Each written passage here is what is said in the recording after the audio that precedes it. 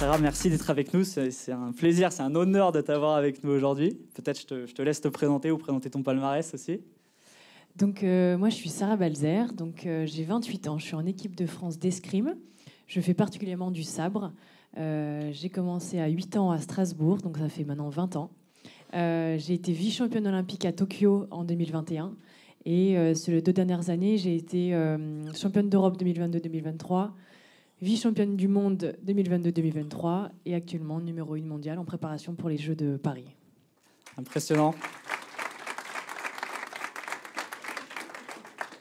Peut-être avant de rentrer dans le vif du sujet et dans l'intérêt pour la donnée dans ton sport et dans la quête du haut niveau, ça fait quoi, là, à quelques mois des Jeux Olympiques, d'être... je sais pas, c'est quel état d'esprit? C'est du stress, c'est de l'excitation, on est chez nous en plus, c'est les Jeux de Paris. C'est un peu des deux, ouais. C'est de l'excitation parce qu'on voit toutes les choses qui se mettent en place dans Paris, au sein de l'INSEP, là où je m'entraîne. On nous parle que des Jeux, et on n'a que ça en tête, donc c'est sûr que c'est de l'excitation. C'est aussi du stress parce que les Jeux, c'est tous les 4 ans, c'est le Graal pour un sport olympique, pour nous, athlètes olympiques.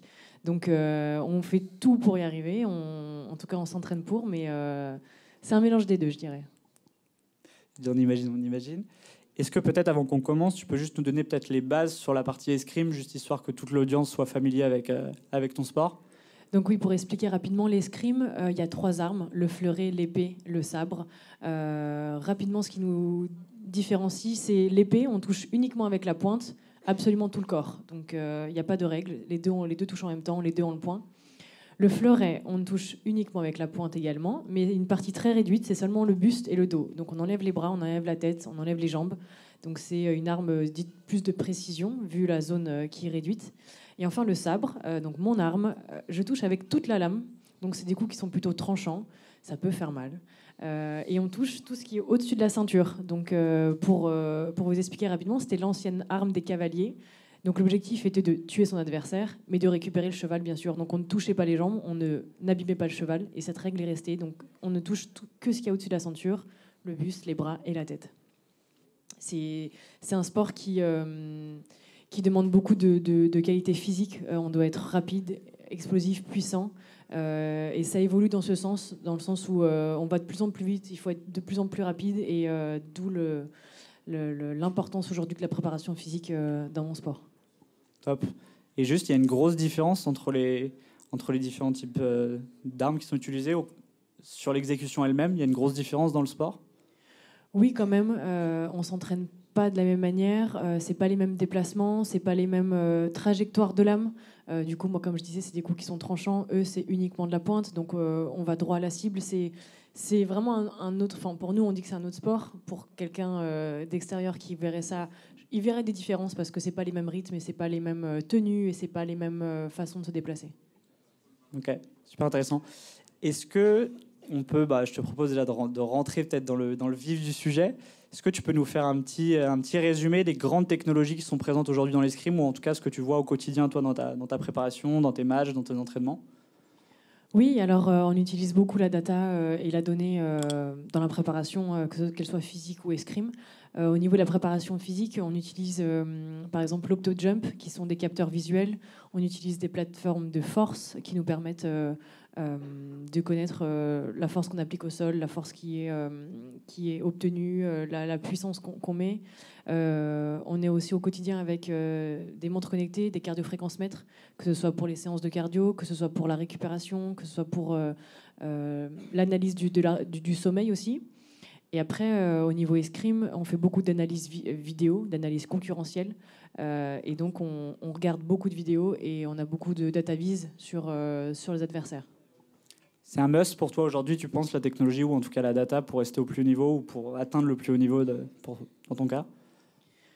Je pense vraiment que si aujourd'hui on cherche l'excellence et la performance, on est obligé de faire appel à ça. Moi aujourd'hui, quand j'arrive face à un adversaire, j'ai des informations qui sont très claires avec des diagrammes. Quand on est en préparation physique, grâce aux tests qu'on fait, on peut accéder des séances, des cycles entiers, des séances de préparation. Quand on sait que voilà, il y a des matchs et des victoires qui se font à 1 centième, à 1 millième, à quelques centimètres, en fait, on ne peut pas négliger ça. C'est devenu trop important, et ce serait une erreur de ne pas l'utiliser. Oui, on imagine. Est-ce que tu peux peut-être rentrer un peu plus dans le détail justement sur le type de données ou en tout cas ce que tu utilises toi au quotidien dans ta préparation? Ouais, alors je vais faire en 3 parties. Donc par exemple sur la préparation physique, à chaque séance, déjà quand je me réveille, je remplis un questionnaire où je dois parler de mon état de forme, de mon état si j'ai de douleur, de la fatigue, de la récupération. Ensuite, j'arrive en séance de prépa physique et je fais des tests. Donc il y a d'abord des tests de saut, donc avec l'opto-jump, ce que je parlais tout à l'heure, où en fait on va donc mesurer la hauteur que j'arrive à déployer. On va comparer ça aux jours d'avant, aux semaines d'avant. Et en fait, si un jour on voit que on est vraiment en dessous au niveau des centimètres, on va se poser la question, tiens, est-ce qu'il y a peut-être une fatigue physique? Ensuite, je fais un test visuel où en fait il y a des lumières qui s'affichent pendant 1 minute. Je dois les toucher le plus rapidement possible. Et en fonction du résultat, on a aussi des données sur la fatigue cognitive. Donc en fonction de ça, le préparateur physique ajuste ou non la séance. Est-ce que c'était prévu cette fatigue? Est-ce qu'elle n'était pas prévue? Et en fonction de ça, il ajuste. On essaie donc bien sûr de développer des qualités physiques, donc que ce soit, comme je disais, la force, la puissance, la rapidité. On utilise donc des plateformes de force qui nous donnent des infos, des données sur combien de temps est-ce que je mets à stabiliser après un saut, quelle est la force que j'applique au sol, quelle est la puissance qui est développée. Donc en fonction de ces informations, on dirige l'entraînement sur plutôt développer cette qualité ou une autre. Après, au niveau, l'autre partie, je dirais au niveau donc, santé. On a un cardio-fréquence-mètre, comme je le disais, qui nous permet donc de voir si tout est OK, si on ne monte pas trop haut, pas trop bas, si sur les séances de cardio ou quand je dois rester entre 160 et 170 de pulse, est-ce que j'arrive à maintenir, est-ce que je vais trop haut ou trop bas? Dans ce cas-là, c'est plus le même exercice. Donc, comme je disais sur le sommeil, sur la récupération, est-ce qu'on a assez bien récupéré? Est-ce qu'on a bien dormi? Dans ce cas-là, oui, non, et en fonction, on s'adapte. Et après, au niveau escrime, donc il y a une très grosse partie qui est bien sûr la vidéo, l'analyse concurrentielle. Tout le monde n'en fait pas. Moi, dans mon jeu, je l'utilise beaucoup. Et donc, en fait, je vais analyser mes adversaires, savoir où est-ce qu'elle me touche. Est-ce qu'elle me touche le plus souvent au ventre? Est-ce qu'elle me touche le plus souvent à la tête? Donc, je vais faire des statistiques. Ensuite, quelle est la préparation qu'elle fait? Est-ce qu'elle va vite? Est-ce qu'elle va lentement? Une piste fait 14 mètres. Souvent, on ne s'en rend pas compte, mais on attaque toujours au même endroit.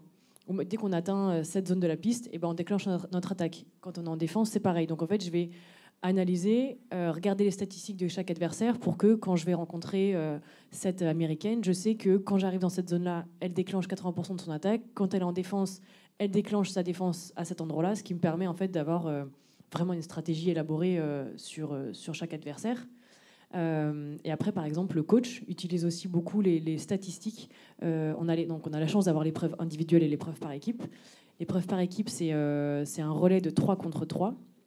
Et l'entraîneur utilise beaucoup les statistiques qui sont faites, c'est-à-dire, par exemple, quelle fille arrive à mettre le plus de touches dans un relais, quelle fille arrive à remonter un retard, quelle fille prend malheureusement plus de touches quand on est devant, quand on est derrière. Et en fonction de ça, il fait sa sélection. En fonction de ça, il met dans quel ordre, quelle fille il préfère faire commencer le match, faire terminer le match. Et donc, il se base aussi beaucoup sur ça pour faire ses sélections pour les championnats d'Europe et les Jeux. C'est super intéressant. Et tu me donnais un exemple que je trouve intéressant aussi pour casser peut-être les a priori, cette utilisation de la statistique ou de la donnée. Et je crois que c'était le cas d'une personne de ton équipe qui a été... si tu peux partager l'exemple, je pense qu'il est assez intéressant pour justement comment la donnée ou comment cette analyse peut casser les premières a priori qu'on a et qu'on n'aurait pas ou qu'on ne pourrait pas avoir grâce à la donnée. Oui, on s'est rendu compte après des statistiques de l'année dernière, donc de la saison par équipe, où quand le coach nous a fait le bilan de la saison, on s'est rendu compte qu'une des filles, parce que ça fait très longtemps qu'elle est là, parce qu'elle est très expérimentée, parce que on a une image d'elle de quelqu'un qui est très fort par équipe, mais qui l'année dernière avait les moins bons résultats. Et on a tous été stupéfaits de voir que au final, ce qu'on avait en tête et la réalité n'était pas la même. Donc ça a permis de faire des changements s'il fallait, de retravailler pour elle et pour nous d'une autre manière l'épreuve par équipe. Ouais, c'est super intéressant. Tu as touché également un autre élément que je trouve intéressant sur la partie justement coaching. Tu parlais aussi que c'est un travail conjoint avec ton coach. Et on peut entendre dans certains sports que cette approche trop basée sur la donnée, elle peut avoir un petit côté à déshumaniser justement l'approche. Est-ce que tu es d'accord avec ça ou est-ce que peut-être justement à l'inverse, c'est plus de la personnalisation de l'approche? toi, tu as une sensibilité particulière peut-être à la donnée, mais j'imagine que c'est pas le cas forcément de toutes les filles ou tous les mecs qui travaillent dans les autres équipes ou qui sont sur ce genre de compétition. Qu'est-ce que tu penses un peu de ce ressenti sur l'approche Je pense qu'il y a un juste milieu à trouver quand même. Je pense qu'aussi il y a une personnalisation à avoir. C'est-à-dire que moi, je suis une escrimeuse qui utilise beaucoup la donnée, qui fait beaucoup d'analyses et qui, avec ça, met en place des stratégies quand j'arrive sur un match. Il y a d'autres filles qui tirent de manière complètement instinctive, ça ne les intéresse pas si on leur dit que c'est à tel endroit ou tel endroit que la fille déclenche quelque chose, donc elles s'en fichent si elle fait que reculer 2 fois sur 3. Enfin, voilà, elle tire de manière instinctive et dans ce cas-là, le coach doit s'adapter à ça, bien sûr. Maintenant, je pense que voilà, on sait qu'aujourd'hui, les meilleurs l'utilisent, que ce soit en préparation physique, que ce soit pour la récupération, que ce soit pour l'escrime. Je pense que c'est important de le prendre en compte, que ce soit pour l'athlète ou pour le coach, et que même si on tire, je pense, de manière instinctive, il y a quand même des informations qui sont clés. Je veux dire, il y a des gens qui touchent 95% du temps au ventre. Ce serait quand même une erreur, je pense, d'arriver sur un match et de ne pas se protéger le ventre quand on sait que la fille va à 95% dans cette zone, par exemple. Oui, c'est sûr. Super intéressant, merci Sarah. Et est-ce que tu nous disais que tu as 28 ans de mémoire, est-ce que tu as vu justement dans ta carrière un avant-après sur l'impact de ces technologies ou l'impact de l'utilisation de la donnée? Est-ce que tu as vu des progrès tout au long de ta carrière déjà sur ces sujets? Oui, par exemple, au niveau physique, il y a quand même, ça fait maintenant, je touche du bois, mais ça fait 3-4 années que je me blesse plus. Je pense que c'est aussi grâce à ça. Il y a pas mal de tests qu'on a fait du coup pour voir des tests de profilage, pour voir quels étaient mes points faibles, mes points forts, et en fonction de ça, on a adapté. Je pense clairement que ça a compté ou que ça a permis de moins se blesser.